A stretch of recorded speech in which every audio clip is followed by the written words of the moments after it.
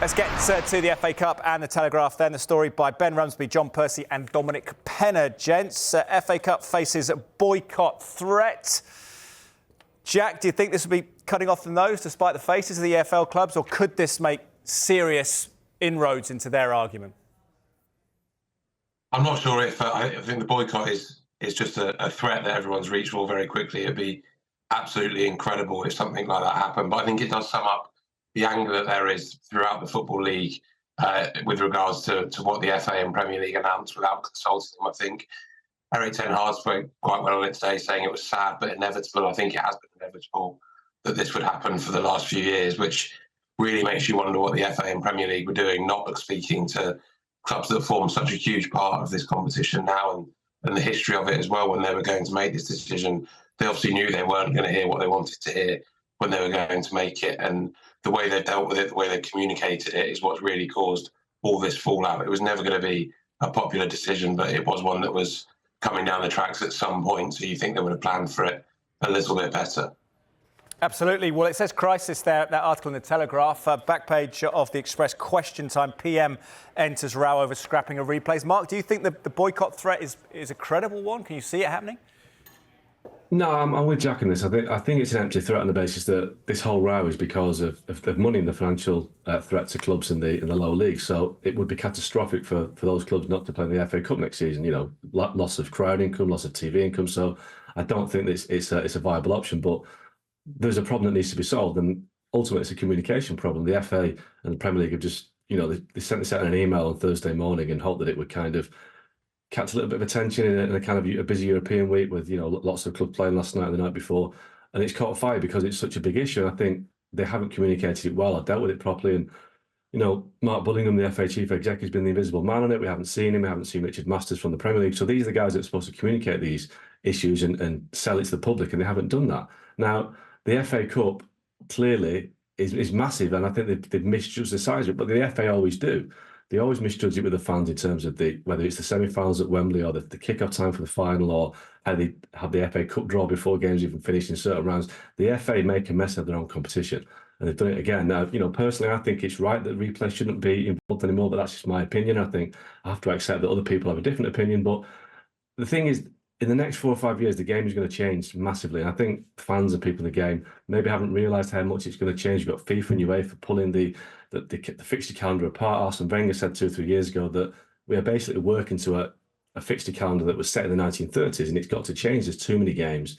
We've got an expanded Champions League next season. We've got the Club World Cup, which is 32 teams, which is between June and July next year. So when Man City and Chelsea, the Premier League clubs, are going to get a break. So obviously, there's too many games to be played, but the FA have just kind of railroaded this through and thought, well, who cares what the teams at the bottom end think? We'll just do it anyway because the power's at the top, the money's at the top. But ultimately, they have to resolve this better because you can't have such a big constituency of the game disenfranchised by this. So the FA and the Premier League, but more so the FA, it's their competition, needs to find a way to resolve this to make everybody come on board and sell it in a different way that says, look, you'll lose the replays, but there'll be more lucrative options in terms of TV games or different ways to sell it rather than just say, there you go, that's been decided, get on with it. Indeed, cut for a scrap as headline on the back page of the Mirror. Jack, what's your take on it, though? We talk about the money involved and the games played. Premier League clubs will still play less than most, or fewer games than most EFL clubs. It's only a select few that may venture into more games than the EFL clubs. Do you think that argument is a credible one? And do you think that a lot of fans of the so-called big clubs would actually prefer to watch an FA Cup replay than a group stage Conference League game, for example? Do you think UEFA's got this wrong? Is the fan demand there for what they're trying to do with UEFA? Because there's a lot of games happening, but are we going to be watching them?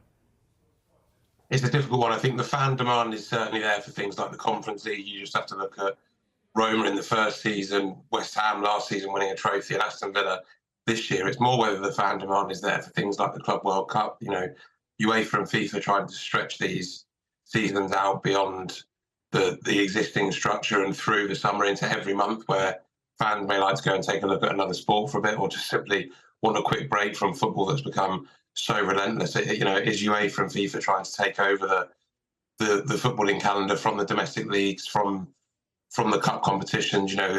English football is on its own, really, in the fact that we've still got 2 cup competitions going. So I think, if there's anger over replays at the moment, when the League Cup properly gets into sites of FIFA and UEFA, there's going to be some real anger there, because it's really possible that, you know, in the next 5, 10, 15 years that the League Cup ceases to exist, because we simply can't fit that in anymore. And I think the fans, there's not really the demand there. There may be internationally, but there's not the demand from fans at home that pay to go and watch the games to go and see their teams dragged around America or Middle East at the end of a season. You've got Newcastle and Tottenham at the end of this season, which is nothing to do with FIFA or UEFA. It's just another money-making scheme going all the way to Australia just days after the end of the season. There's no real demand from fans that want to see their team do well for that game to take place.